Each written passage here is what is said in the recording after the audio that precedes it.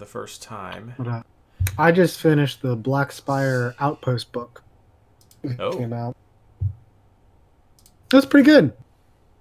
Although there was definitely this one section where I was like, all right, I'm contractually obligated to take you through the various marketplaces that you can get into in the theme park. So here, the main character going to Ronto Wraps and enjoying a delicious Ronto Wrap. And then they're going over here and doing a dish here. And it's like, oh my gosh. that's funny. But after it got through that, it got pretty good. All right.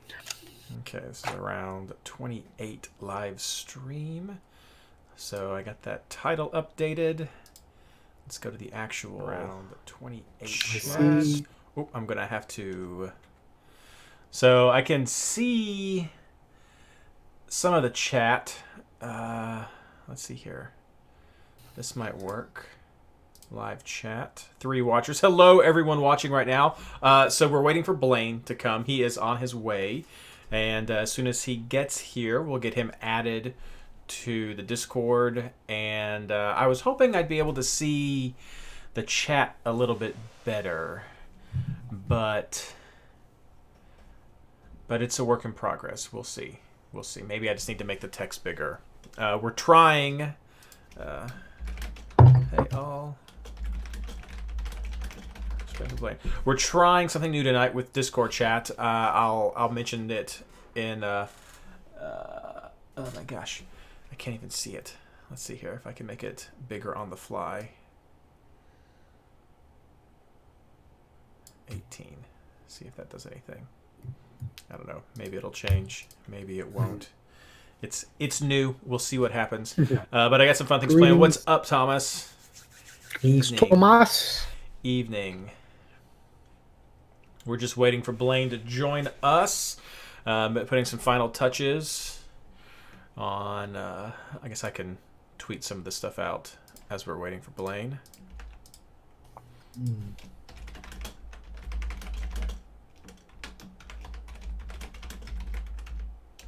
Oh, that's not the right... I was tagged the wrong person on Twitter.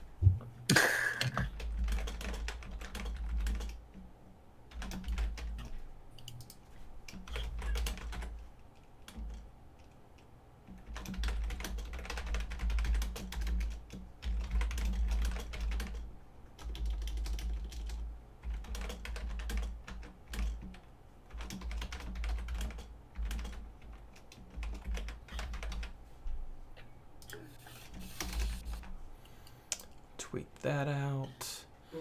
Head over to... I need to log into that so I can see my fantasy stuff. Head over to the Reddit. Sorry, guys, I'm not ignoring anyone here. I'm just getting everything set up so that we can have... let's see. Welcome, Chris. And Thomas, I don't think Reid minded too much. I think he's probably... Thomas was apologizing for the 5-1 thumping. Oh, I mean, it happens. It's all good, man. It's all good. I saw a funny meme where they were like Cincinnati promising on its year 1 goals, and it was someone holding the wooden spoon, like bringing back silverware, woodenware, hardware, cutlery. I don't know. Cutlery works. Is a spoon cutlery? It doesn't cut things. Can I still say that? Bringing home a trophy. Whoops, that's not. I mean, depending on what you're eating, you can cut stuff with it. That's true. Good point. I'm gonna have to refresh this because you cook your stuff right. Copy. You can cut a mound of potato salad in your gumbo. Right. That big. All I have is The Office going through my head right now. I'm like a whole mess of tacos.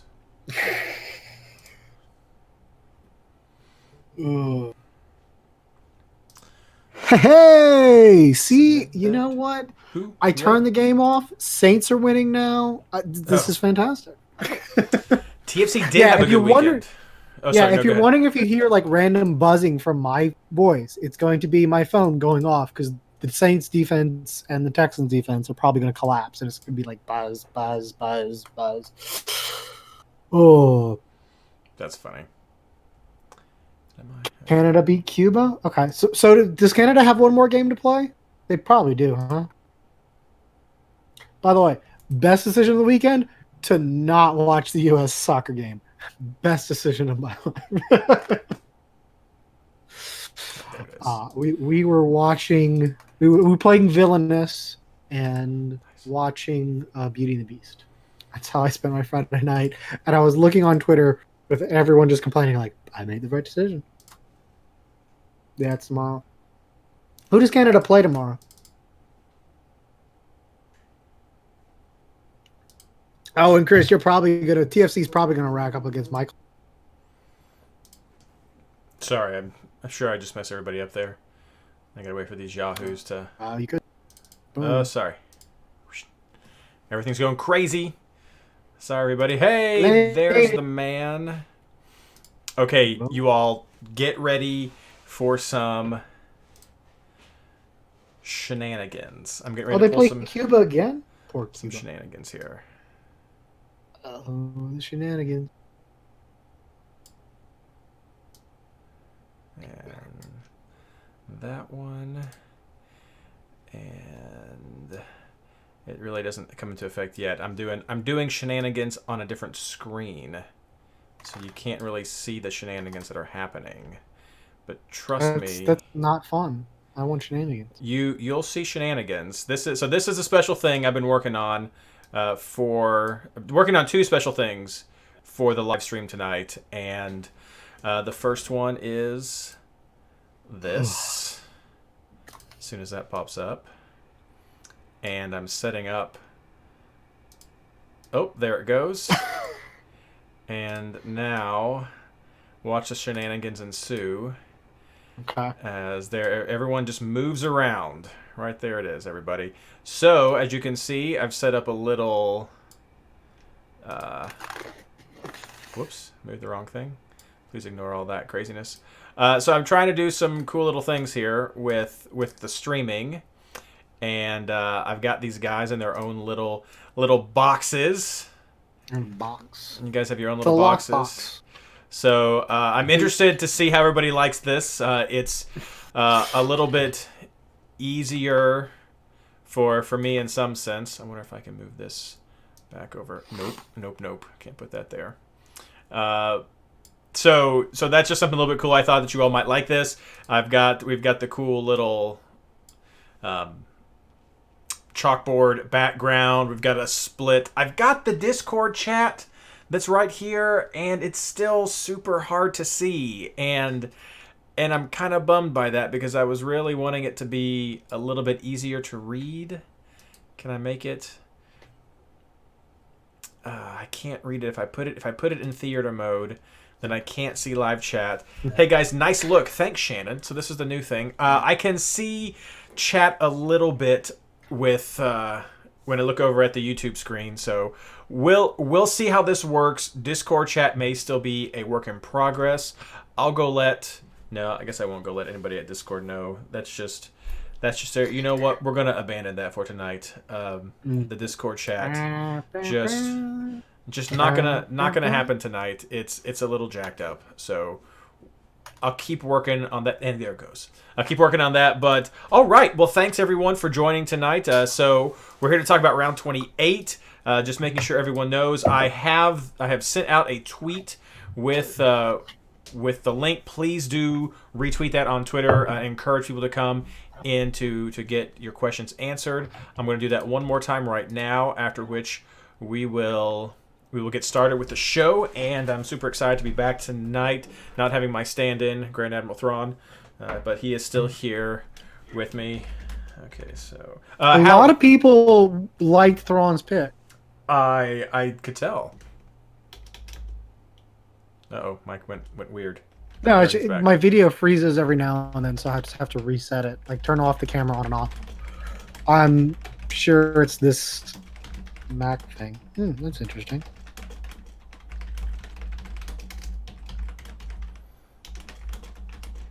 Weird, my stream crapped out. Hey, Kyle. We got everyone here. Okay, there's the tweet.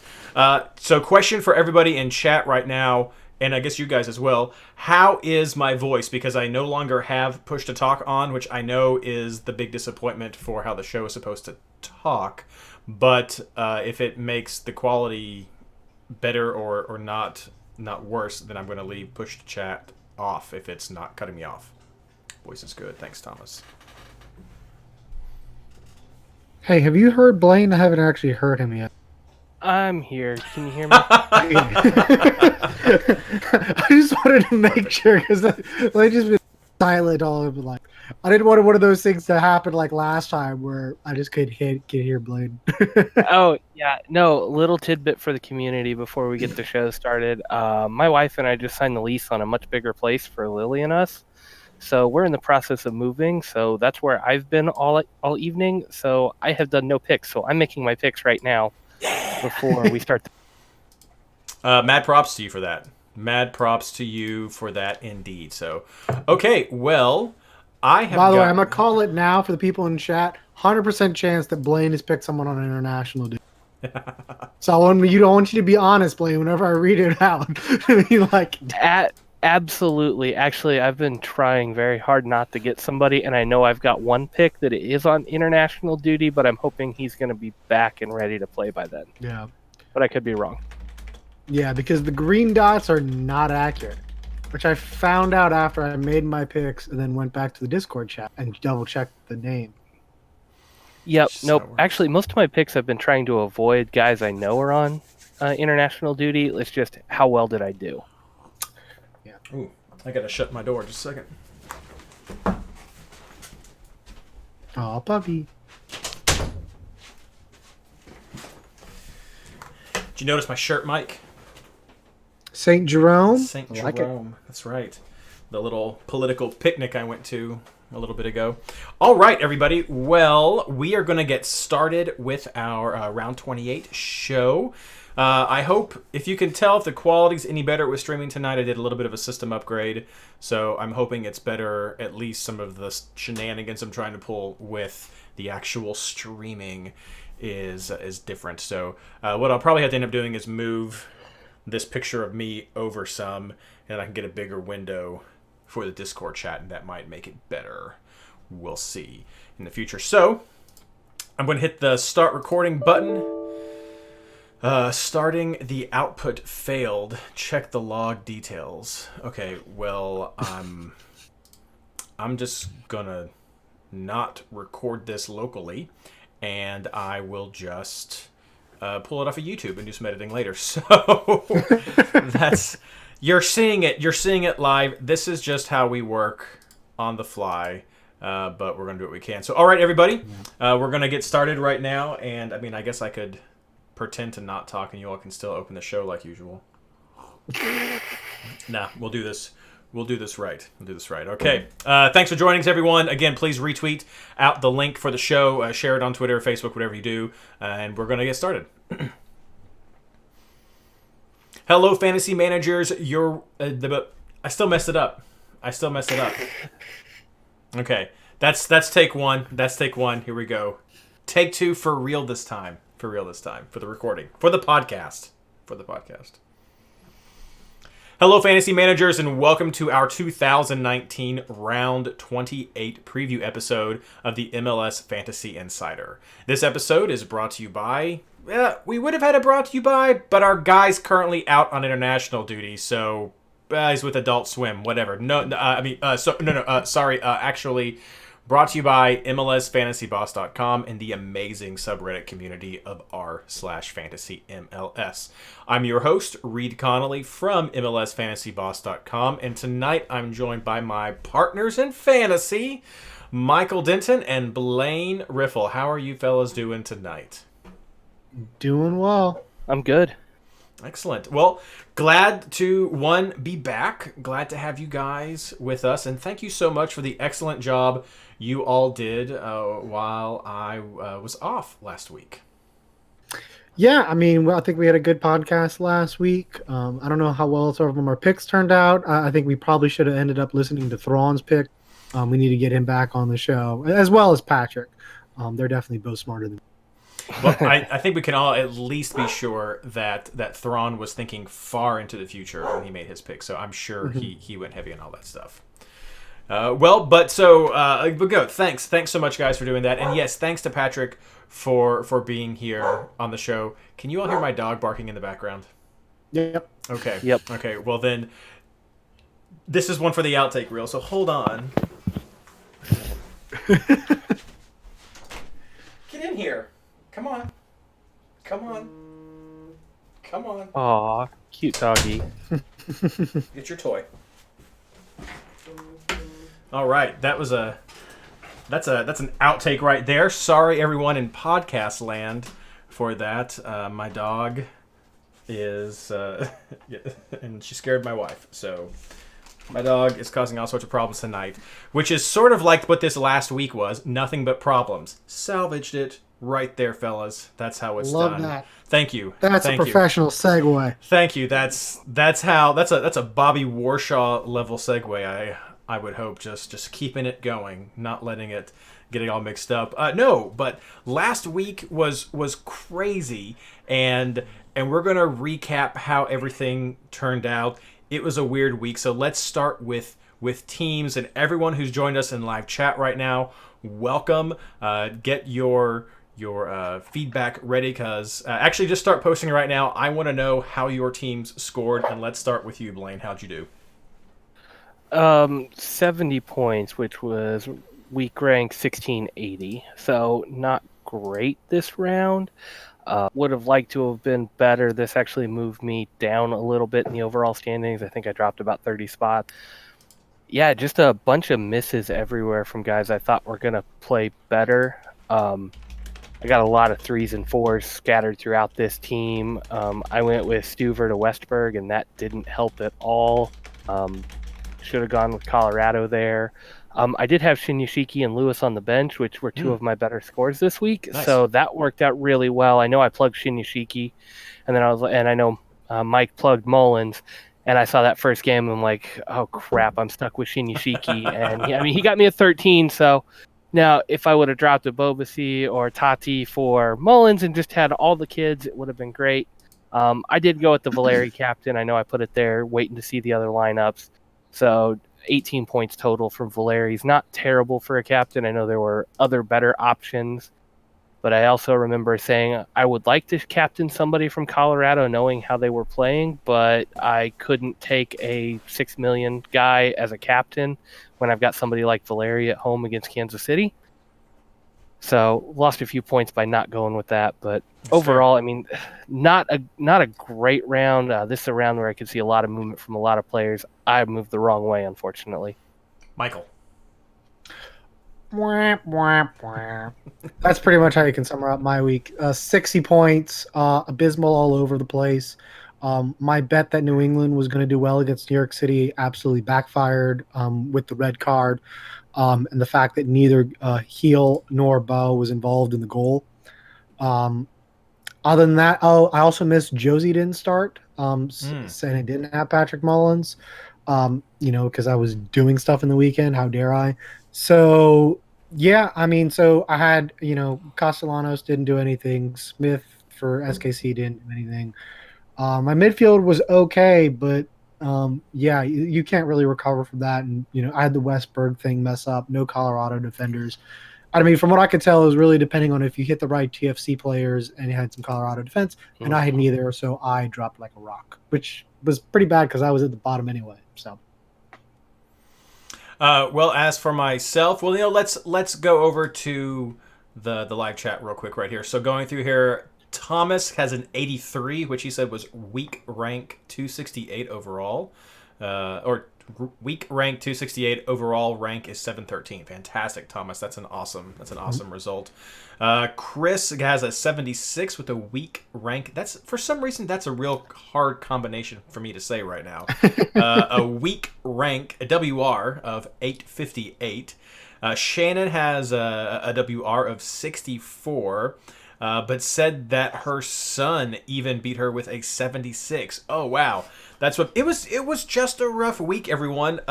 Charles has 74 overall, 48. That's awesome, Charles. Nice. Anybody else watching right now, be sure to put your team score in. I'm going to review mine about on par. I got 77 points this week, so several of you scored higher than I did. It was rough. I did catch the news about Irwin starting for Colorado, so I got that switch, got that clean sheet. That was nice. Also had Smith. That was good there.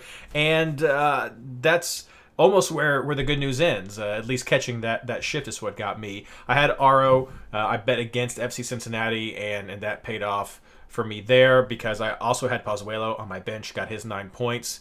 I had Valeria as my captain, so I got 18 from him. Several of my players would have gotten 18 this week, though, so that was okay. Brought in Lewis. I did listen to the podcast, guys, so I did keep up with you, and I did like that tip that you were talking about, Blayne. I did like Lewis. Unfortunately, I did not go with Mike, with Mullins. I did have Fernandez. I didn't either. Well, I had Fernandez there in the But bench. I've seen the lineup, I would have, but... That's sure. Sorry. Then I did go with Morales as well, so he got a 7 right there. So fairly average. And when I tell you all how the leagues did, anyone listening, those of you in live chat, those of you on the podcast, anyone listening later on YouTube, don't feel bad about your team scores because right now, looking back at round 27 in the hosts fantasy invitational league, and these are some of the best players in the league, and that includes a lot of our Patreon followers as well who are here that are just killing it this week. We've got a couple of duds, but that's just how it is. It happens in every league, and it's okay. Everyone needs an FC Cincinnati and in a Minnesota from a few years ago in their fantasy league to kind of help with some of the points. But I'm going through overall number one winner this week for points was our good buddy Jason Wiskovich, who has had a very strong showing some of the past, 3 of the past 5 or several of the past rounds. Jason's done really well. He did it again this week. 94 points was his score, the top score in our league. After that, we had a couple of people in the mid and upper 80s. Then we had some people in the upper 70s like myself, but a lot of people fell in that 60 to 70 range. So if you found yourself in that range, that's where a lot of people ended up because this week was just straight up weird. It was a Twilight Zone kind of week, and you even get that when you look at the Dream Team. And I mean, we're seeing the best captain would have been Keegan Rosenberry. Keegan Rosenberry at Colorado, a defender. I don't know if that's even the first time this year if that's happened. I mean, Delgado did well, which he has had spurts throughout the year, but you're not always going to bet on him, especially with 2 good other midfield options right now in Toronto. Bradley and De Leon came up with a 10. That's a little bit different there. Shin Yashiki, great call right there, Blayne. Rossi sneaks in with an 8. I mean, that's kind of a random score to have there, but lots of random guys you may not have necessarily had on your team depending on what was going on. Maybe you did. The best score you could have had if you had all these guys was 123 points. And actually, no, that's not even true because I forgot that the Dream Team doesn't follow the MLS roster rules, and it has 5 people from Colorado on it. So, but it's a really weird round. Going back to our hosts invitational league, Sherry has been dealt her first loss of the season, of this half season, and it came at the hands of Older Goaler. And it was just a small 2 points, a very small 2 points. But Sherry was dealt her first loss. She is still on top with a record of 11-0-1, and Ben Bear is right there on her heels. She still has a bit of a buffer, though. Sherry will be joining us, I think, next week, maybe in 2 weeks. But Sherry will be on the show, and we'll definitely talk to her about her success in this part of the season. I beat El Rey de Flo, which is Jason Sagini over at MLS, so a nice solid beat down right there. Blayne had a good win as well, and I'm blanking on who that team is. That might be Andrew Crawlard. Is that who that is? Interreal Sporting United Foosball Club. I'll check in a second. And then Mike, you beat. No, you lost. Sorry, that's right. You lost to Matt Pollard. Oh no, I can't do that. Yeah, I mean Matt's had such a rough time. I'm so sorry, Matt. Matt got a solid win there. Petke's Printer 85-60. It's amazing that shows the worth of Petke's Printer, that it is still around and doing good things even though Petke is no longer there. That was a Starflyer Mike is the Interreal Sporting United Football Club, and I believe that is actually... Is that you, Kyle?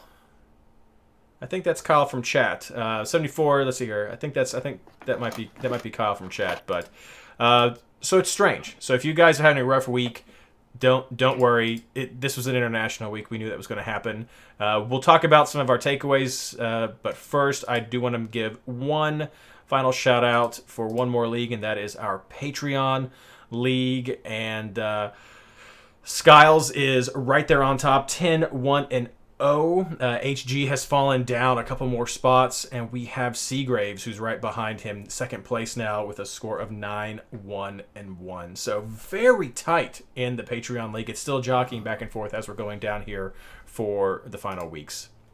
So, guys, let's talk about takeaways from this very strange week. And I've clearly already given my main takeaway, is that this was a wild round. So, chat, I want to start hearing what were some of your just most surprising fantasy moments while I talk to these guys, and then we'll go to your comments. Mike, let's start with you.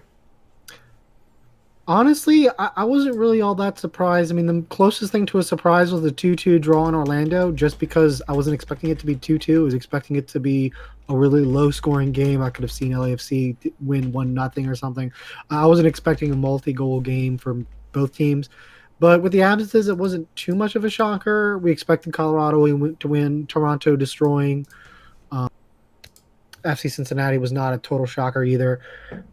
Portland beating Sporting Kansas City wasn't a terrible surprise, although it was an exciting game and came down towards the end. I mean, maybe the closest thing to a surprise was New England losing to New York City, and New York City not getting more goals despite the chances created. But I mean, it was a weird week with internationals and who ended up playing, but the results weren't all that surprising given the absences that we knew about going into it. Blayne, what about you? Yeah, same basic thing. One of the weirdest ones to me, I highlight a couple of things, was Jesus Medina getting both goals for New York City and taking the PK with Morales still on the field. Like, that one kind of shocked me. That was I saw that late PK come through, and I'm like, okay, Morales is going to get a goal for me finally, and nope. So that was just a little weird for me. And then I picked heavy against Sporting Kansas City. They were in that game until about the final 10 minutes, and they gave up 2 goals between, I think, the last 10 minutes and stoppage time. And that was a big surprise for me. I thought they could play well on the road. I mean, I picked against them hoping I would get the fantasy jinx on my fantasy team.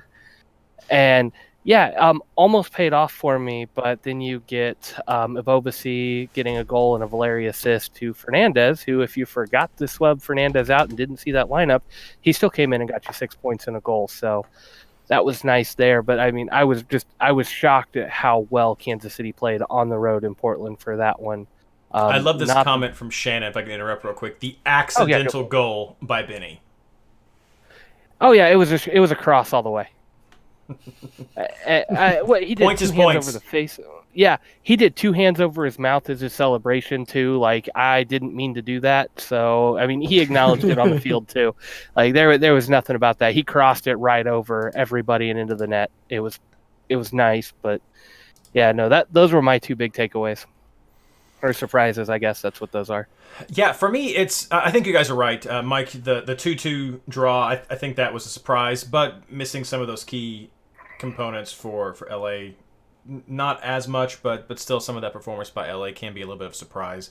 Maybe Vela not starting is a surprise. I didn't think it was. I mean, that's what I've been saying for the past 2 weeks.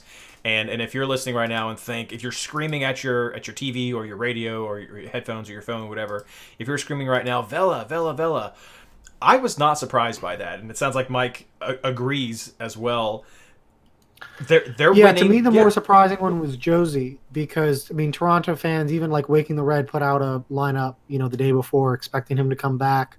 In hindsight, it's not all that surprising. Nippert Field is not great turf, and clearly they felt that they could win without him. But I mean, that was the only surprise, because I thought they would maybe kind of push him a little bit harder because of where they are in the table, and then really needing to make sure they get all the results they can. But maybe they're saving them for this double game week coming up. So we'll have to see. Yeah, and Josie, the result speaks for itself. They got a 5-1 win. They came in with a game plan and executed. They didn't need Josie. Why risk the injury? Why aggravate something and possibly lose him for a more important game? I mean, Josie's backup is better than him anyway. So. And for Vela, I mean, we've seen LA doesn't need the points. They'd like them, but I mean, they've won. They've secured a spot. They're moving on. Let the man rest. I mean, hamstrings, even these little sprains, are no joke. And I am not surprised that it's been 2 weeks, maybe even a third week for him, just to be sure. But they did not need these points for this crazy international week. Wait till all of your players are back and you're not doing something strange. So, not surprised at all. Just the only thing I was really surprised is where some of the points came from. So, like you had mentioned, Mike, not seeing the points from Bo or Heel, having some weird points fall, even with New York City FC, where we thought it might have fallen with Castellanos. Venezuela's another one, only getting 9 points in a 5-goal game. Yeah, exactly. So just where some of these points fell was what was a little surprising. But I mean, we knew it was going to be kind of a strange week. So you're right, not a whole lot of surprises, but a few things we could probably learn. So what about lessons? Everyone in chat, what is your biggest takeaway from round 27? Blayne, we'll start with you. Oh, let's just go with the joke one. Play your kids. We saw a lot of young guys step up this week. Shinyashiki being one of the highlights for me this week. It just on these weird rotation weeks, don't be afraid to pull the trigger on some young guys. I mean, Mullins is another one. But you've got some young, hungry guys that are ready to prove themselves. Shinyashiki's one that is young enough that he may be able to bounce to Europe if he really impresses. But he's just trying to lock down a starting spot in MLS. He's behind Kamara and Rubio, but he's making a strong case for it. And that's what happens a lot of these weeks. You'll see some young guys come in and play really well. I think was it Eric Williamson for Portland was really impressive. I think he was a DC homegrown is what they were saying, but Portland went out and bought his rights so they could bring him over, and he looked really good against a mostly first team Sporting team. And so this is a chance for young guys to shine, and don't be afraid to play some of these guys because they do have monster weeks every so often, especially when they could get their chance to prove themselves. Mike? I mean, I guess maybe. Honestly, there's really not much of a takeaway I have. I mean, maybe the only takeaway that's relevant for next week is like Blayne said, Medina taking that PK and having a brace. I could see Medina getting some playing time in this double game week. Otherwise, I don't know that there's a whole lot that you can take other than Seattle is decimated, but that's not going to be the case coming up.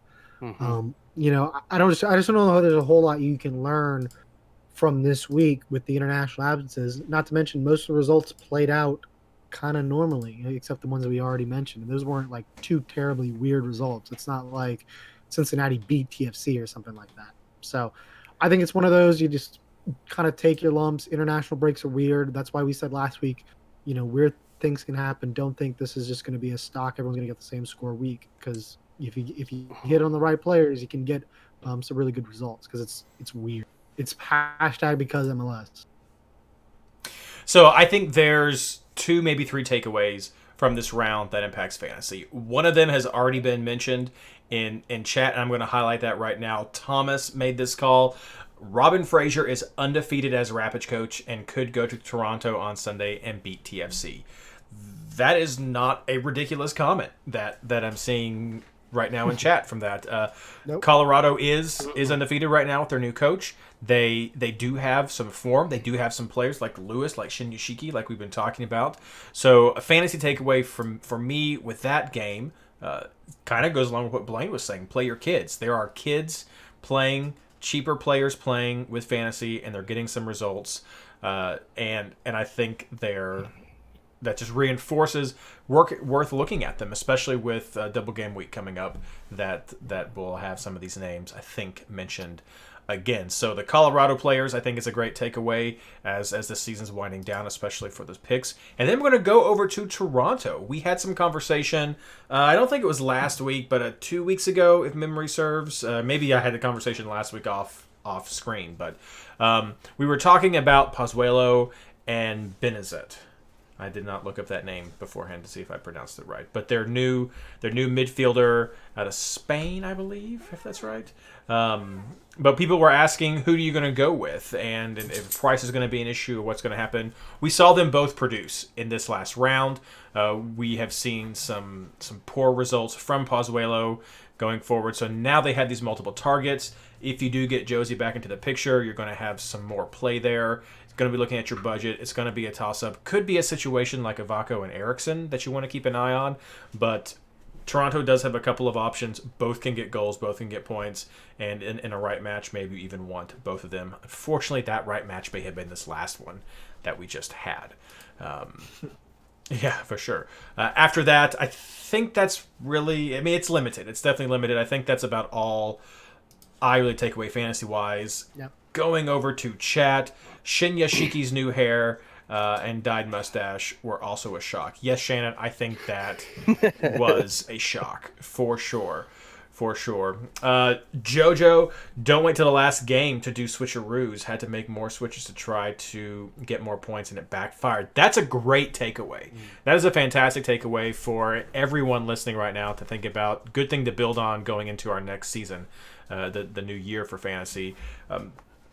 That is the inherent danger of the waiting for the late game, and it's why sometimes I've even given the advice of maybe not going with Villa or not going with Zlatan or some of these big name players, because there's so much riding on that last game, and if you don't have anybody there, it can backfire on you. Portland offered a little... Oh, go ahead. Oh, I want to jump in on that because I think that's a great takeaway, and I tried last week to talk about it at one point where I had Josie in my lineup with the plan to switch to Fernandez, and I go, if for some reason Fernandez doesn't start, I've got a Bobasi plus an upgrade at my defender to use that extra cash, especially on these short weeks, but really on any week when you're going into that and you're looking at the late games, have a plan. Know which guys you want to get, or if somebody plays in one of the little bit earlier games, like I wanted Fernandez, but maybe when I saw Josie wasn't playing, I should have switched to Mullins and just said, no, I'm going to go with this one, because I just don't know if Fernandez is going to go, and I don't want to get stuck with that money on the bench. I'd rather have it to use it, take cheaper Mullins, and then have that money to use in the next game and make a switch. I think that's a great takeaway, and the way to fix that, advice I would give is to plan out your moves ahead of time. When you know you've got a guy who's on an injury risk or rotation risk, is just have a plan for that player, for that position, and know where you're going before the week starts. That way you're not scrambling at the last minute and making a ton of changes, because that's bit me way too many times, and I think it's bit everybody way too many times. Oh, I've freed up $2 million. Let's go change up my whole roster, and then you start screwing everything up. So have a plan ahead of time, and that really makes those late transitions disappear, or you have a plan to deal with the money on those late games. Yeah, and what I was getting at, something similar. Portland was kind of okay because you at least have sort of like, if it was a Valeri, you have a Valeri Blanco kind of alternative right there. Mm-hmm. So it really depends on how those teams are falling. San Jose is an okay one with sort of the Vako Eriksson kind of situation, though that's not really a rotation risk that we've seen. But no, that's a fantastic take. Great explanation for it. Let's see here. Oh, thanks, Thomas, correcting Benazet, and it's probably Benazet without the T, because he's from France. Gotcha. Pozuelo's from Spain. Got that mixed up. Thank you much for getting that fixed up. And I think that's... Oh, I guess Patrick Mullins. Can we mention that one, Yeah, Mike? but that probably should have been the takeaway, is to always pick up Patrick Mullins and play him. Patrick Mullins for you is just a big man crush, isn't it? Yeah. Yeah. Is it, Reid, is it any different than Will Bruin for you? You know, it's not. It is not. Will Bruin is amazing. To be fair, Patrick Mullins is also from where I am and went to my... So there's a little bit more connection. He was former New Orleans Jester. I got to give props to mine. Yeah, no, completely more connection than me. I just like Will Bruin because he has come through for me oftentimes with fantasy, and so he's just... And he dances, so that's what it is. Okay, well, yeah, Mike is the head of the Mullins fan group for sure. He's going to make that's his new podcast project. We're not doing the Star Wars thing. It's going to be just a 100% Patrick Mullins podcast, and that's hosted by Mike. All right, well, thank you guys for participating in your takeaways and your fantasy reactions. It was a short week, the last short week. We're getting back to business as usual. Let's move on to our Patreon housekeeping section and see what we have coming up for round 28. And surprise, surprise, I know round 28 is a double game week. You all knew that was coming. We're getting back into a few more double game weeks before we end things. I believe we end on 2 regular game weeks, so everything's going to settle down at the end, but got a few double game weeks coming in to help cap off the season. This week, we have 8 teams who are playing a double game week. We have New York City FC, Toronto, Houston, Minnesota, Colorado, the LA Galaxy, Real Salt Lake, and San Jose. Nobody's on a bye, but those are the 8 teams that we have. Of those teams, we have New York City FC with a double home game. And then we have... See, I didn't do a quick look enough. I don't think... I didn't make this note. And nobody... we have San Jose on a double away game. So New York City FC's double home, San Jose Earthquakes, the lone double away game team that we have. Everybody else rotates. And it's going to be interesting. I don't know if any of the double games really jump out right now as definitely easier or not. The Houston-Minnesota one's a really weird one that's kind of throwing me off in some ways. But that's what you're going to want to look at as far as your double game week focuses. If you need switcheroo options, you're going to want to look at Sporting Kansas City. They have some good budget guys for lots of the positions, and also DC United. You should be able to find teams right there. I will also throw out right now that if you're looking for a keeperoo option, you're going to want to look at New York City and Real Salt Lake. That is the only game if you want to do any kind of keeperoo option with the double game week teams. Those are the only games that are going to let you do that will let you see the New York City result before you have that option for Real Salt Lake. So that's your only real keeperoo option this week if you want to use 2 double game week teams. So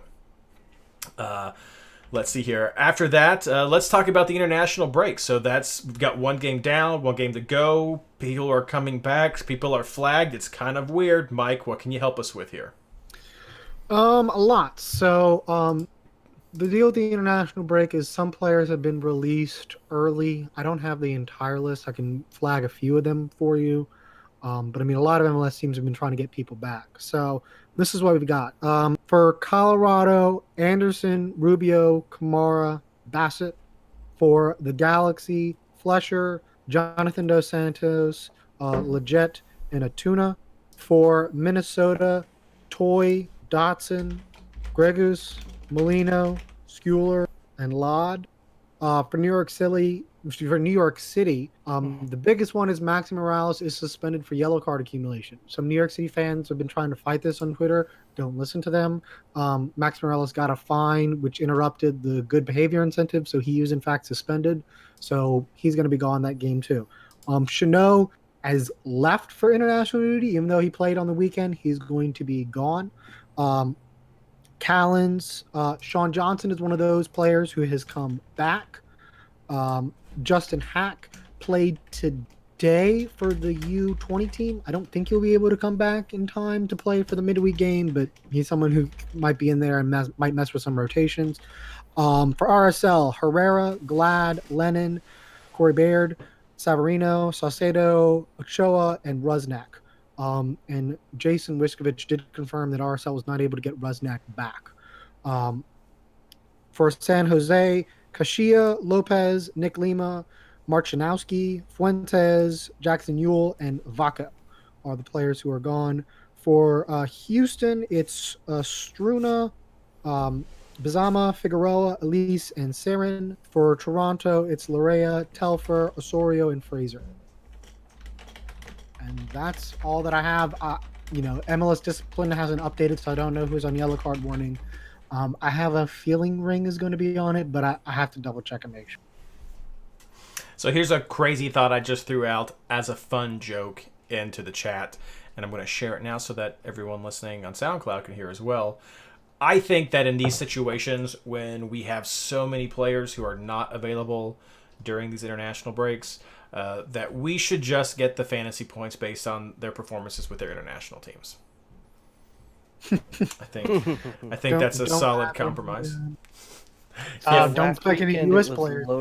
Last weekend was load up on Canadian players. Yeah. Yeah, big congrats to them as well. Good job, guys. Good job. Making it through. So yeah, that's an option. Or the more teams we keep adding, and maybe that's the real push behind all our expansion, is to make sure we have enough games to actually go on during an international break. We'll see. We'll see what happens with that. So, all right, Mike, thank you so much for breaking that down, especially that Maxi Morales one. I knew that you'd be the one to be able to make that clear, because I have seen so many questions about that on Twitter today. So I knew you would take care of that one. Let's move on to what everyone is here for, and that's player picks, especially seeing Blayne player pick on the fly. Gonna be fun.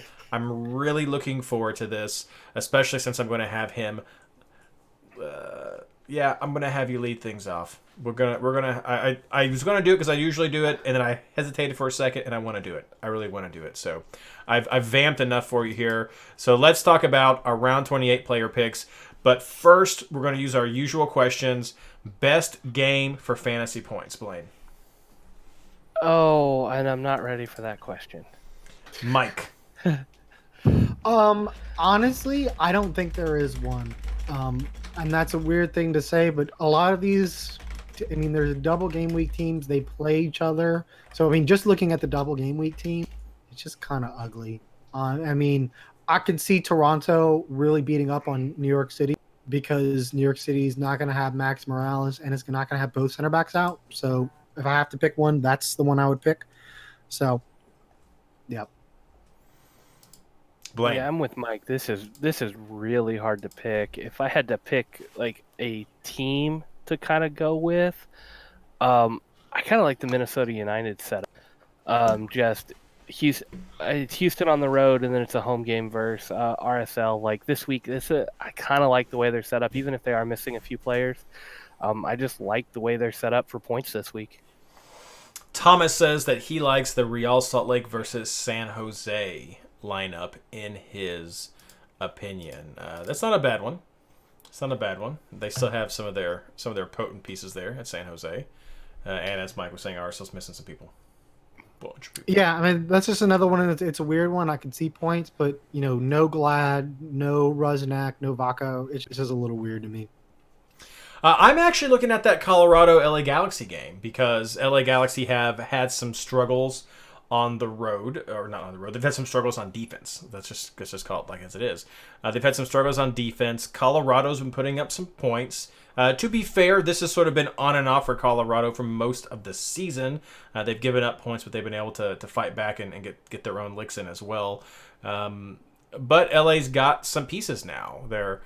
They've got Zlatan, of course, and they've got Pavone now, who have been building a good connection, but they're on the road in Colorado, and that's a hard place to play. So I like the potential for that game, because I think enough key pieces are still there to be able to put up some good numbers.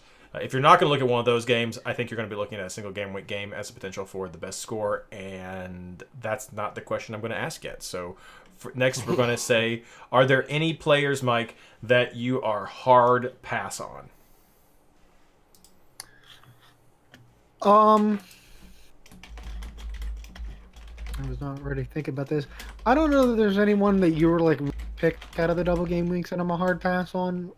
Maybe the only option would be Tati Castellanos. I just have a suspicion he's going to get rotated, so that's kind of my only pass for this week out of the double game week. Sure. Blayne?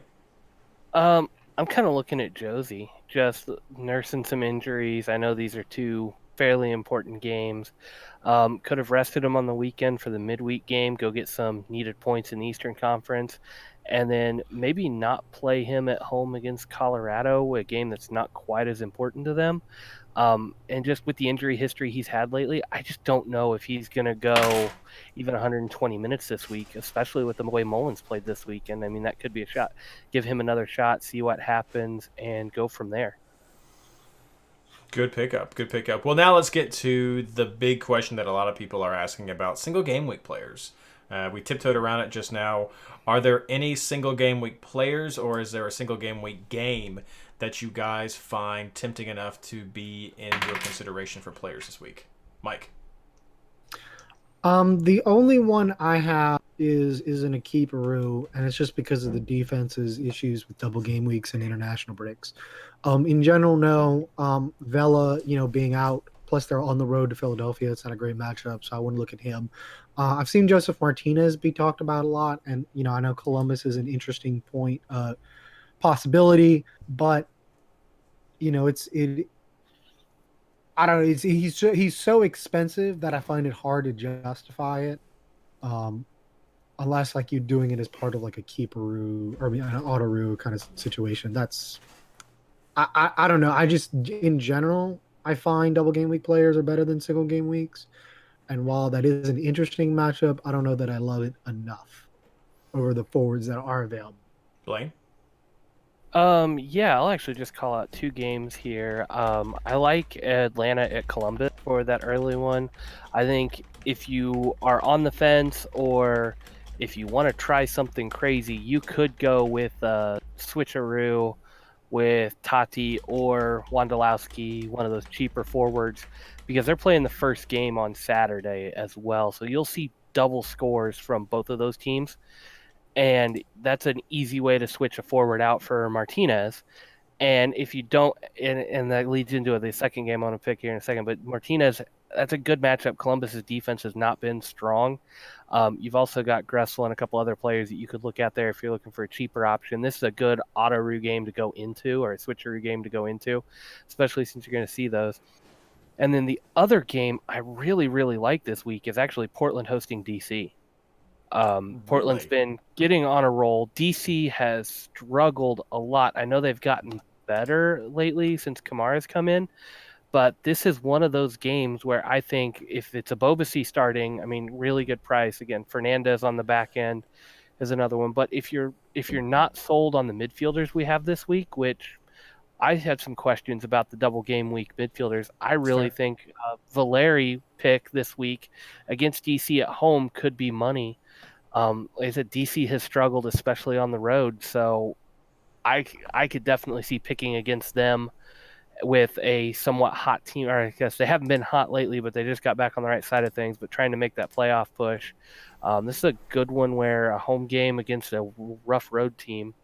Valeri is definitely on my radar. I don't have him in my draft currently, but he's definitely one of those guys I'm looking at.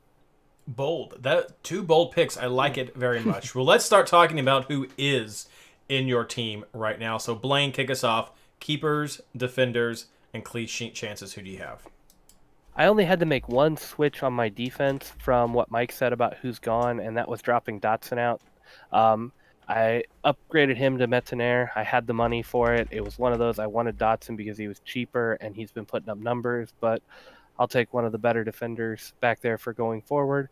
I am running your keeperoo option with Johnson to Ramondo so I can see the double scores and go from there. I do think RSL hosting San Jose is a good one, but a double home keeper is hard to break. And if Johnson has a good first game, I'll probably leave it and just save the money on Ramondo. And Mike then is pleased. I've got. Oh, I'm not. I was not paying attention to y'all for that. Oh, this is football has pleased buzzing Mike. on my phone. Yeah. And then I've got Herrera from RSL and Steres from LA just to kind of round it out. Steres being a cheaper option. The Colorado game may be a little rough, but the Sporting game has enough of an upside. Plus, he's on the cheaper side at 5.2. I just thought he was a good, solid double game week option this week. Mike. So my picks are kind of weird this week. I mean, they're really weird every week. I don't know why I'm pretending that I'm normal this year. So I have Sean Johnson as part of Keeperoo with Evan Bush. mostly just betting against Cincinnati. With that, we'll just kind of see how Sean Johnson does, and maybe I'll take a look at the RSL lineup to think about swapping into Ramondo for that part of the keeper. But I figure Bush is a safe single root option if it comes to that. For defenders, I've actually been spending a lot on defense this week. I have RO for TFC. I have Tommy Thompson from San Jose. And then I have Steres on the field. And then on the bench, I have Rosenberry. Not a whole lot of logic to that other than that they've been pretty good recently. And I think they all have a little bit of offensive potential. And with the craziness of still being in an international break, I'm interested in that. So that's kind of what I went with. I did have Dotson to start off with, but with that many absences from Minnesota, I kind of shied away from.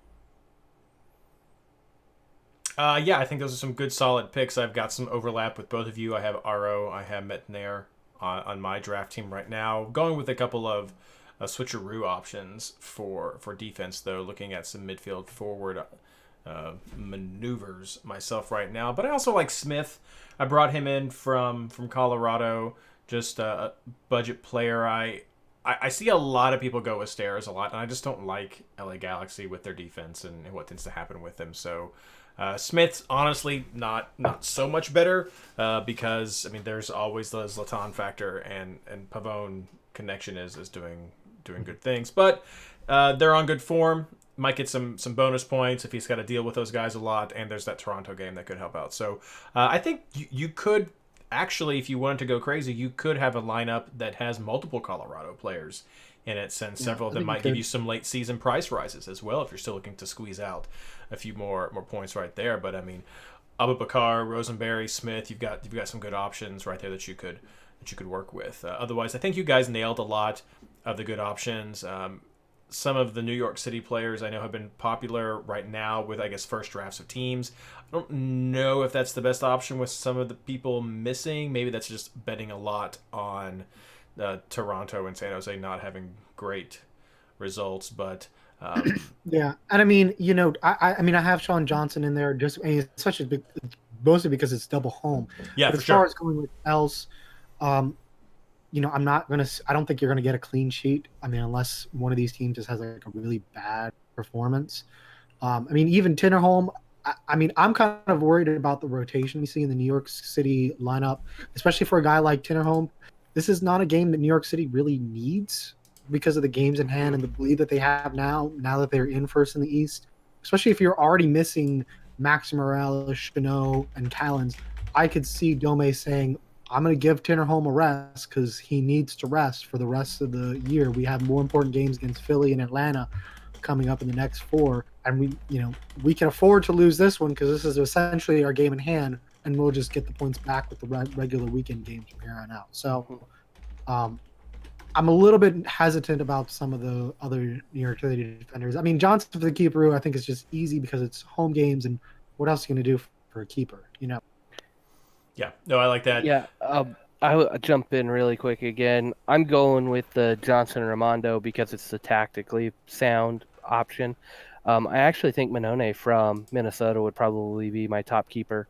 And if Johnson, for whatever reason, is sitting out that first game, or if I just get that gut feeling, I may switch over to Minone at the last minute just because I think he's got the best option.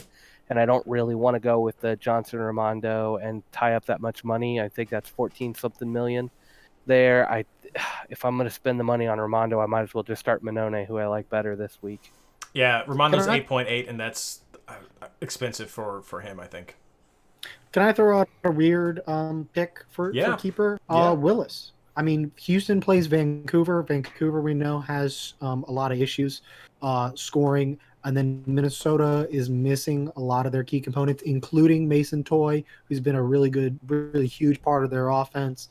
They've been seeming to kind of struggle when it's just Quintero, no Molino, no Gregus. So a lot of their offensive punch is kind of taken out. So I could see Houston kind of pulling a surprise against Minnesota at home and then getting. So if you kind of want to go differential, go Willis. I think you could do a lot worse.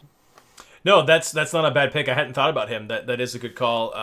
The Houston Minnesota game, if you are looking as an option, just tactically for those of you listening to the show tonight, if you are looking at them as a source of a keeperoo, you can do it. It's not ideal because you won't be able to see the full New York City Toronto game, but you'll get a large chunk of it. So if you do see a goal given up and not a lot of point production at that time, then you could be safe to move with that, but you just won't be able to see everything, which is why we were advocating Real Salt Lake. If you don't like that game, I get it.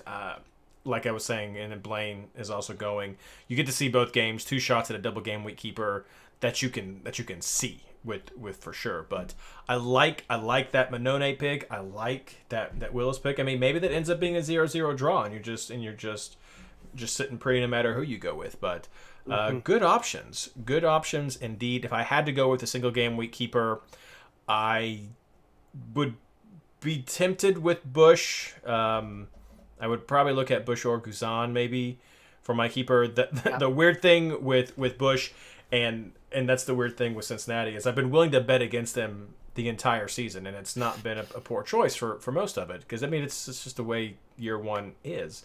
But there's always just seemed to find that way to get that goal, to get that one goal, and it seems like it's been Ledesma who's been doing it. So it's like that one little squeaker comes in and kind of ruins a clean sheet. So that's the only thing that I have like in the back of my head. How many late penalties have we seen Cincinnati awarded to ruin clean sheets for fantasy? Like they're mostly pity Not calls enough. At this point, right? Pity calls, nice. And I'm going to address something in chat. Well, I'll address 2 things in chat. But first, with JoJo, he mentioned that the Minnesota players are still green, not red dots. MLS hasn't updated the app. That's why you have to check. Those dots are not accurate. I could go on a 20-minute rant about how the app fails to provide adequate information to fantasy players. But that's a different podcast. It's already 9:30. It's a different podcast. And I'm in a good mood. That's so right. Because the Saints are winning, and that's the wrong football. And I didn't even think you were watching NFL this year because you were mad. I wasn't watching. It popped up on my phone. There we go. All right, let's move on to midfielders. Mike, who do you like? All right, who do I like? Pull back up. All right. Let's see. So I do like San Jose this weekend. Matt Doyle starting out a stack consistently about RSL. Really suffers without Justin Glad. So I think San Jose's offense is going to have a lot of success, even without Vaco. So I think Erickson will be able to take advantage of that. So I have him. Right now I have Alex Ring. I'm going to kind of double check and make sure that he's not on warning. If he's on warning, I'll probably substitute him out for somebody else. I have Pavone. We talked about it. He's done really well so far, and linking up with Zlatan. And I think in general, and I should have mentioned this with the Steres conversation. I do like LA's matchup against Sporting Kansas City for the simple fact that Sporting Kansas City is now pretty much out of the playoffs. Mm-hmm. So I think that might be something for LA to take advantage of. And then I have Pozuelo for the New York City issues. And then on my bench coming in as part of the Autoroo, I have just Jesus Medina. He scored a brace. I have kind of noticed that Dome tends to ride a hot hand and reward players who do well. I can also see him taking a rest. I know we do have a chat and comment, which is the other one I wanted to address, about Dome putting out his best lineup. One, I kind of question coaches when they say that, because sometimes they say that and then rotate. Number 2, even if he is putting out his best lineup, I could see him putting in Medina, kind of let him try to play the maxi role. We saw Keaton Parks play center back. I mean, he's just really short-handed this week, so I don't know what this best lineup really is, but I can see him kind of letting some guys take some rest and get a little bit of rotation and consider that his best lineup since these guys are needing rest. So that's just something to think about. Obviously, check the lineups. I could be wrong. Who knows? And he just goes full out, guns blazing. But I think Jesus Medina is probably going to play. Toddy's kind of slacked off a little bit the last 2 games, so I could see Jesus Medina getting in there, getting a chance, see if he can ride the hot hand, like I said. Blayne, who do you got? Yeah, I kind of agreed with with Mike at the front end of the lineup. Yeah, I like Erickson and Ring this week. I will be watching Mike's post to see if Ring is on yellow card warning. That does put a huge hit on there. The way they like to play against Toronto, I could see a yellow card popping for him real easy. And then I've got Pozuelo also in there. He came back. He looked strong this last week. 9 points isn't great. He wasn't involved a whole lot, but he's back out there and playing. I think you got to risk it this double game week. I just don't see too many better options. Two of the guys I've got in here, I want to see the things. I know Jay was talking online. He thinks Savarino is going to be back. And so if Savarino is back, I'm going to be running with him. I do have that spot. The times are about 30 minutes off, but we should see the RSL lineup with about 10 to 15 minutes to spare before the LA game locks. If Savarino is not in the lineup, I will be switching that back to Pavone. And so that's going to be a really tight window to watch on Wednesday night. So guys, keep an eye on that one if you want to. But that's kind of my trade-off there. If Ring is on a yellow card warning, Savarino and Pavone could both be there. Although getting stuck with Savarino late could be devastating because I don't really have anybody to switch to at that point. So I'm still trying to wrap my head around that whole situation there. And then I have Finley in my lineup at the moment. He's kind of the one I'm wavering on. He's definitely a bench auto position. Put him alongside somebody like Ring or Savarino and see if he can outscore one of these guys that I would expect to have a decent score. Finley's been known to go off this season a little bit. He does have a few goals and a few assists. So given the start and the lack of other playmakers, this could be a chance against a kind of weak Houston team to put up some numbers on the road and then just pad the score against RSL at home. Guy at 7.4, I don't think it's a huge risk to run with him, but he's definitely kind of the weak link, and I am kind of looking for ways to upgrade him depending on where the rest of the lineup goes. That's Finley. That's an interesting one. I had not thought about that. I have similar players. You guys have mentioned many of the guys that I have, Pavone, Eriksson. I'm on the fence about Savarino myself. I am mostly focused on which Toronto midfielder do I want, and that is Pozuelo or Benezet. And right now, I don't have Pozuelo in my team, and I'm going the other direction. A little bit cheaper, frees up some money. Not sure if I want to have a pivot option available for a single game week forward, which we'll talk about later. So I'm trying to find that balance right now. That may also play, again, part into some of my keeperoo option as well with 8.8 there with Ramondo. But I think you guys have covered a lot of the players. I don't think Houston offers many midfield options. I think you are right to look at Finlay. I think they have the better midfield budget options if you're looking at double game week guys. And then the single game week players, I just don't think there's anybody that's going to challenge the double game week players at this point. Maybe Valeri, like you mentioned, Blayne. Possibly Valeri with some of that frustration that DC has been going through. I would entertain a Valeri pick as an option. I do like that as a go-to. Let's move on to forwards, since we're kind of beating around this bush right now. Blayne, who do you like for forwards? Yeah, so this is kind of my most fluid area of the lineup this week. International windows suck, so we're going to kind of play with it. Right now, I've got Tati on the bench. Start with the bench spot this time because it's the first game. If he plays, I'm going to roll with him at 7.3. That's not a terrible option. But if he's not and Mullins is, I'm going to go ahead and grab Mullins. Like, there's a lot of layers to this week's picks. I think I like him better at that kind of similar price point, the little bit cheaper option. So I'm going to run with him. Second guy on the list, I've got him in my starting lineup because Tati is kind of hit or miss, and that's Shinyashiki. I'm going to stick with him this week. Rubio and Kamara will not be back for that first game, and the LA defense is not the best.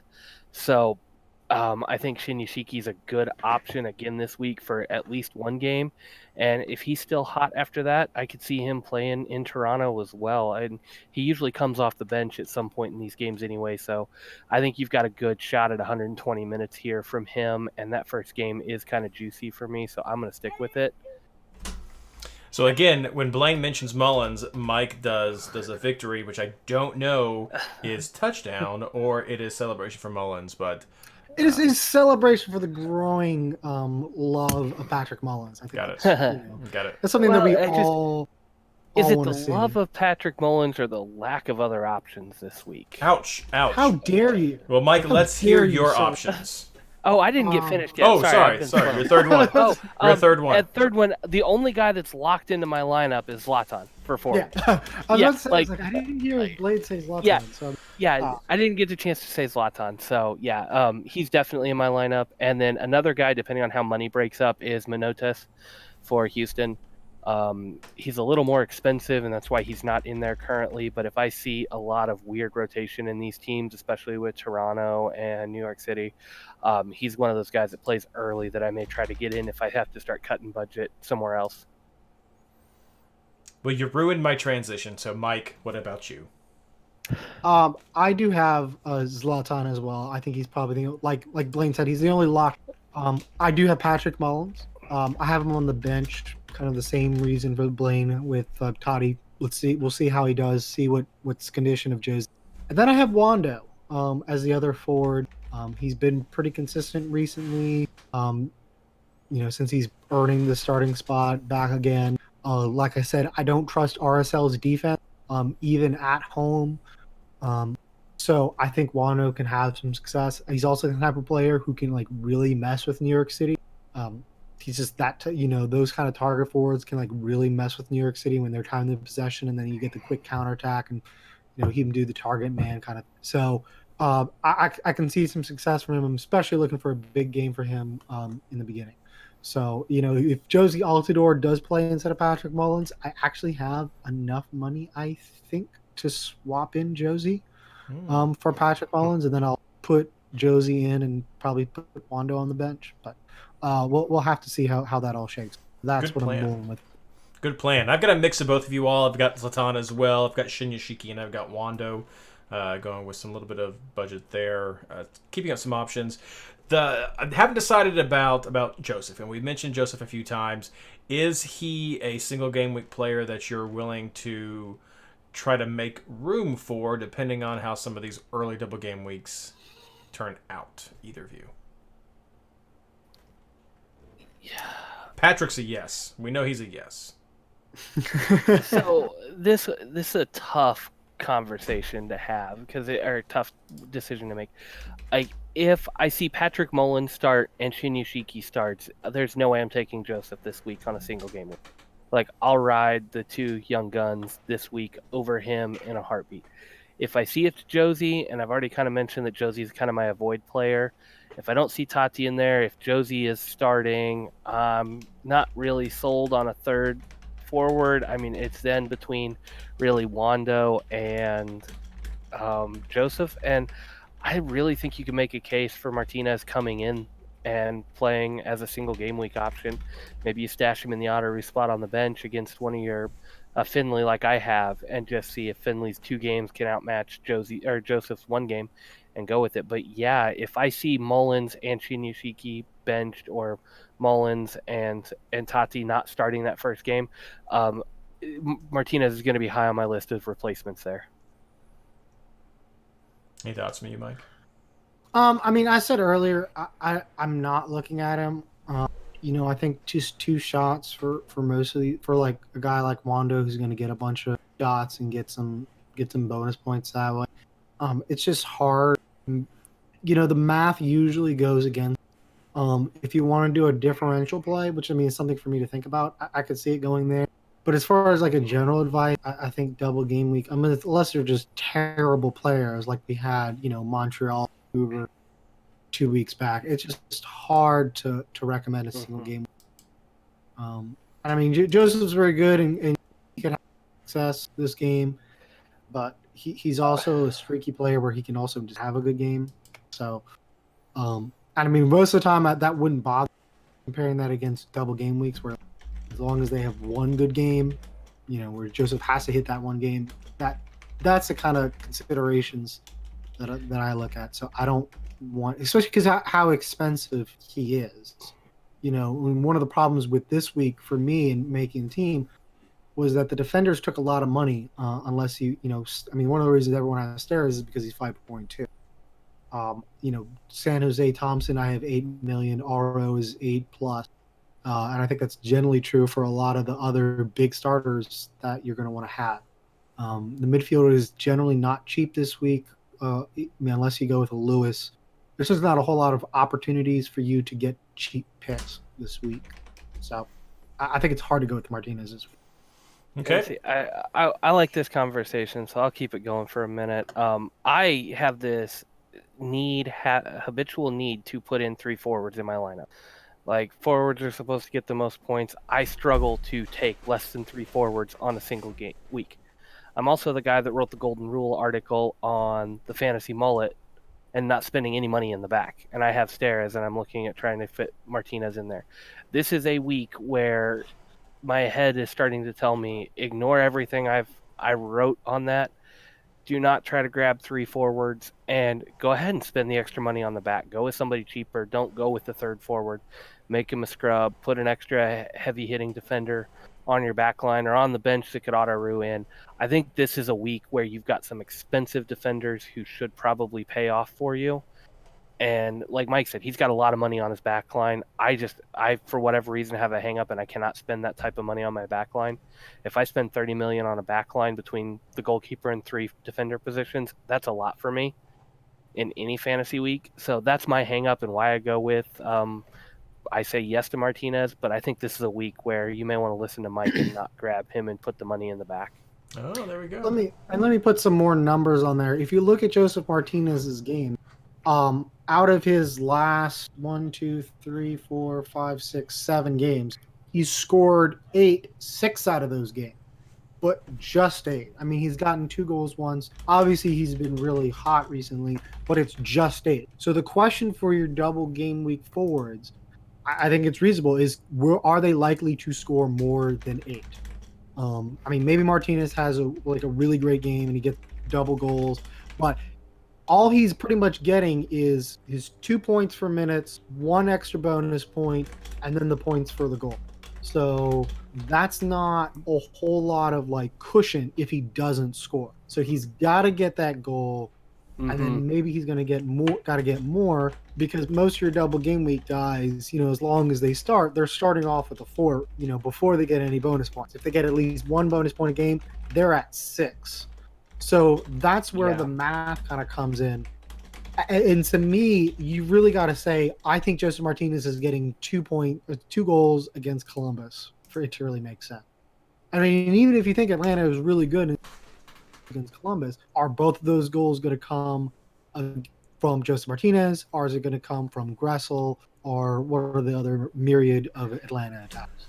It is a good conversation, but we're going to have to move on now, though. I'll end it just by saying I do like going a fantasy mullet. However, I would easily sacrifice a 3rd forward to get a 5th midfielder because I think that's where the better points are, not necessarily with the forwards. So let's talk about the players, though, who you want to be the biggest point getter on your team, and that's a captain. So, Blayne, who is your captain this week?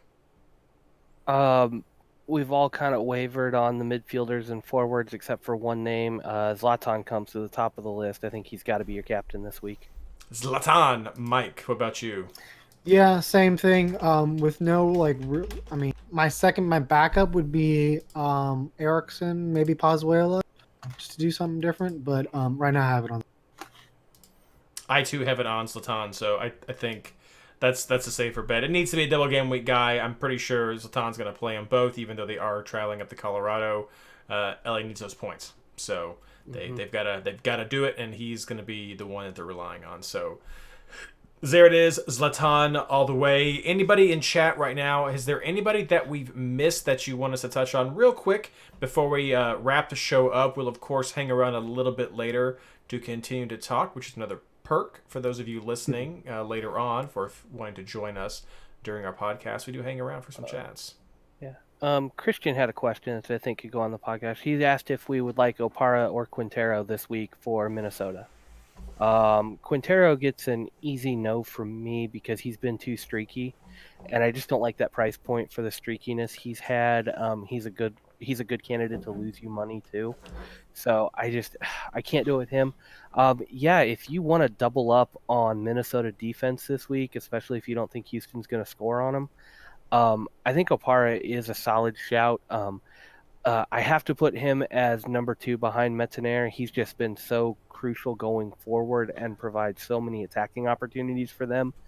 It's really hard to take Opara at his price over Metzner. If you're going to invest the money, you might as well go all in. And then Opara is kind of hiding behind Dotson and Boxall and a couple of other names that are, I can't remember all of them who are there, but he's always just priced just enough higher than those guys that he's not worth the trade-off when Dotson's been getting forward and Boxall's just so cheap. And when Opara has a good game, Boxall's usually having a not quite as good of a game, but he's giving you as much bang for your buck as Opara is and not costing you so much on your back line.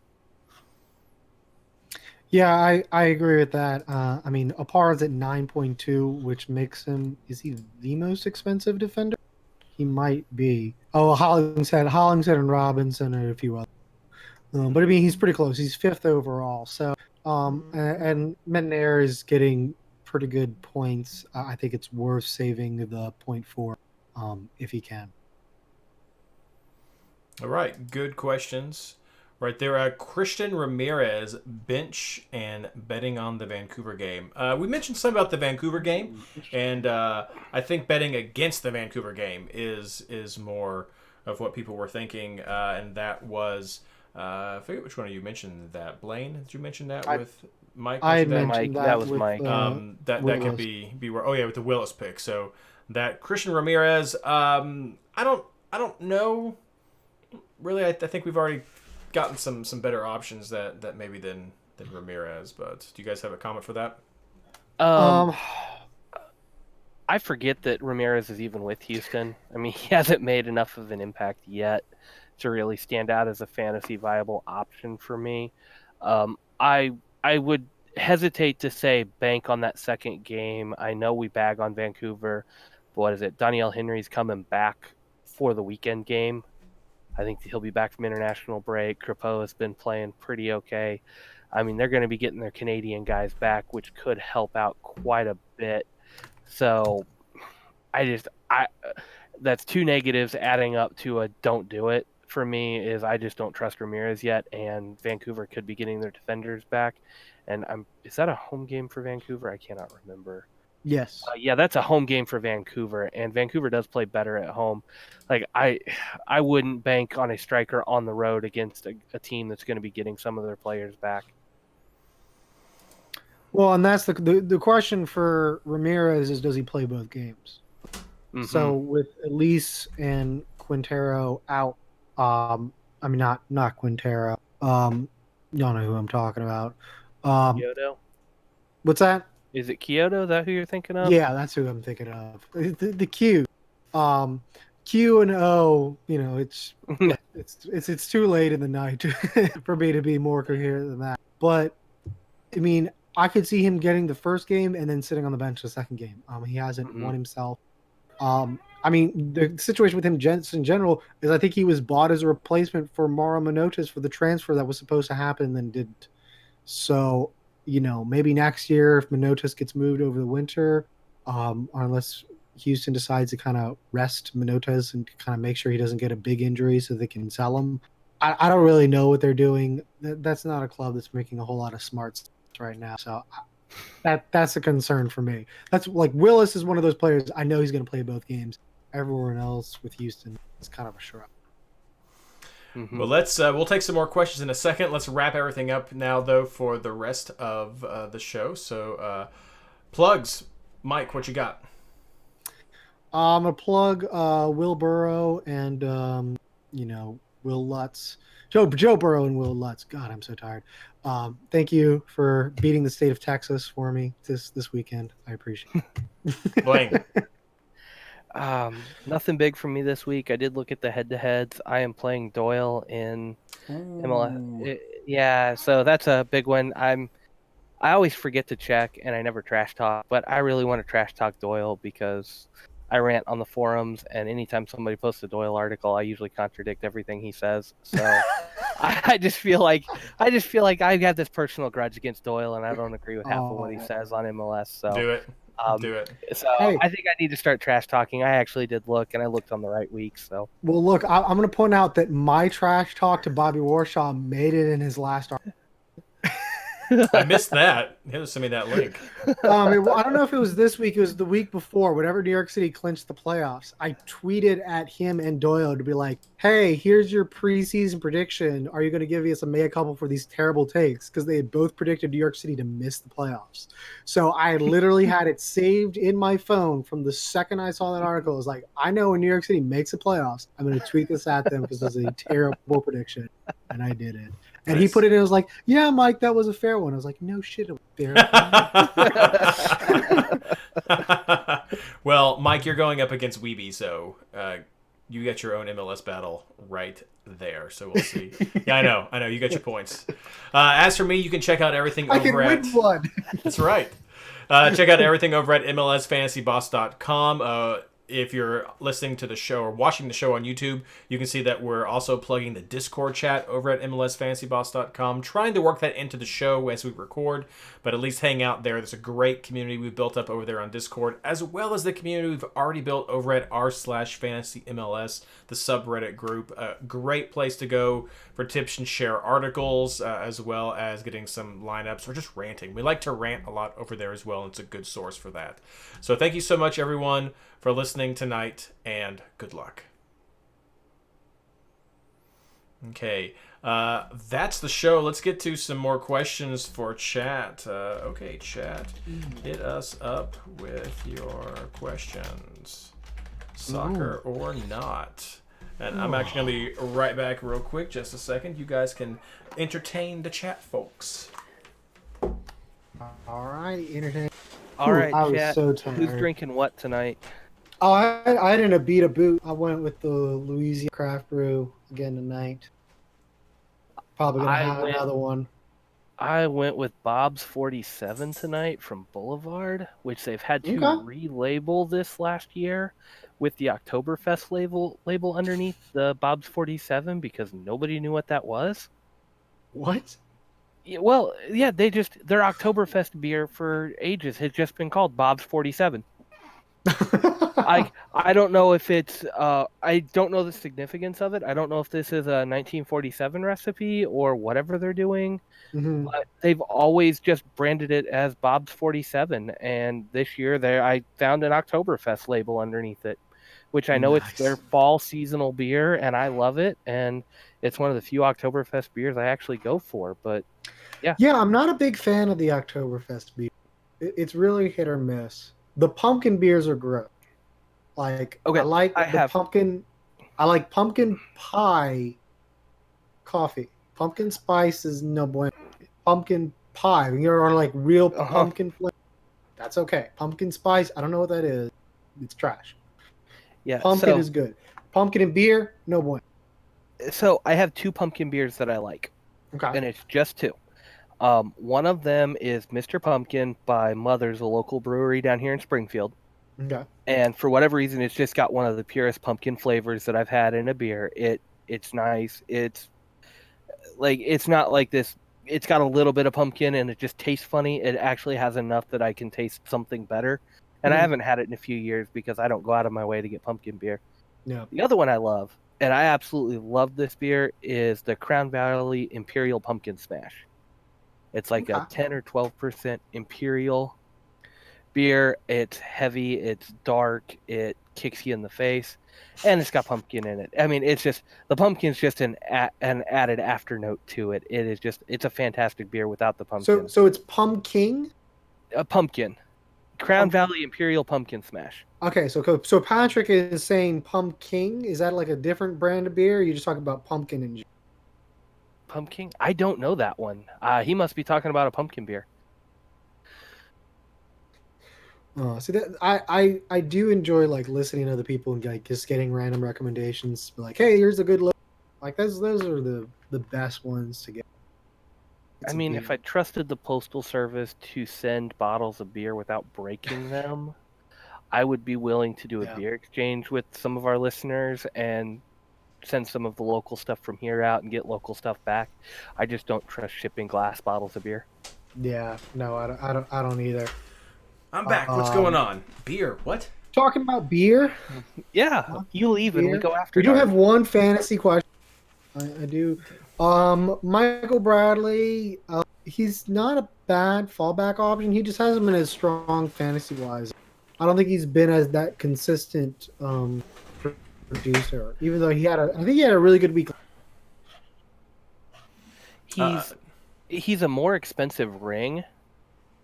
Yeah.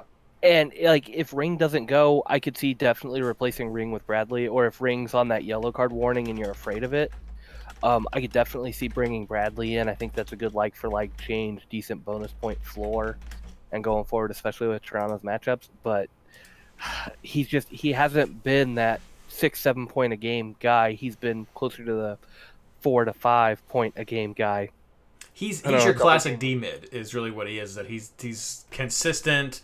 The mid tier points doesn't always get the good numbers. He's Ring. See where you fall with this, Mike. I mean, he's got more of that like deep lying playmaker to him. Which is what Bradley used to. Box. Yeah, that's fair too. I mean, Bradley used to be that way. I mean, he used to send those balls, find those connections, and get more into the offense. Ring is doing that. Ring can get some of those points. Bradley has just gotten older and fallen back a little bit, and has had to help sometimes too with Toronto on the defensive side. So he's that more classic D mid guy, and they just don't put up big points consistently. Yeah, and I mean, what position Ring plays can vary week to week. That's kind of one of the most flexible players in Dome. And it can kind of even change in the middle of the game. Sometimes you see him kind of playing more defensively, more of a box-to-box classic demon. Other times you see him really pushing up. He's gotten a few goals this season, and been involved in the attack more than we've ever seen him. So, I mean, Bradley recently has done well. He's 4-10. With an assist. The problem is, I mean, he just beat up against Montreal and FC Cincinnati. So could he do that against a depleted New York City team? It wouldn't shock me, but I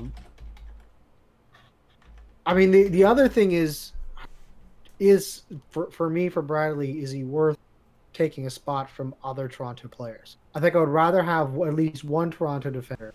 I would rather have one of the other Toronto midfielders, either Pozuelo or who else? Benazet. And then I would probably want to have either Mullins or Josie Altidore. Because I mean that's part of the problem with, I think, D mids have been really pushed out this year, even with all the double game weeks, is because they only have 3 spots. If you had the 4 spot, then yeah, you would probably want to go with Bradley. But now with only 3. It's hard for me to ever say this is such a great matchup for TFC, and Bradley is the third best player from TFC to take advantage of. And Bradley's just not getting the passes he used to. The Toronto style has changed. You're not seeing the passing bonus points all around the team like we did when Giovinco was there. And Mike's got it on the head. You've got Pozuelo, you've got Benazet, and I'd even put Delgado up there as midfielders I would take before Bradley this week. Delgado looked pretty good the last game with Osorio out. He's more of a like-for-like replacement for Osorio as well. Bradley's been overshadowed by some of these other guys who just happen to be cheaper in fantasy as well. Do you want to mention some of Patrick's questions about San Jose and New York, Mike, with Youngworth? I didn't pick Youngworth. I had Thompson on my team. I don't mind throwing one of the San Jose defenders. Although I think Blayne talked me into dropping Thompson for McNair in Minnesota. Well, San Jose's on a double way. Yeah, San Jose's on a double way, which makes it tough. To me, the San Jose value is really in their game again. New York City should have a full complement back for the weekend. It's not like the only injury New York City has is April. So maybe if Ring gets suspended on a accumulation or something too. But so I mean they should be full blown. And then San Jose's coming off a game at altitude to fly across country. Yeah. It's too many negatives. About the only positive thing I can say for San Jose this week is they're facing 2 pretty decent attacking teams, and they should face a lot of shots, a lot of chance for bonus points. But if they give up a few goals, the bonus points disappear.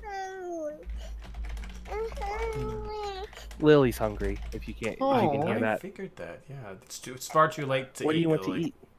It's far too late to eat.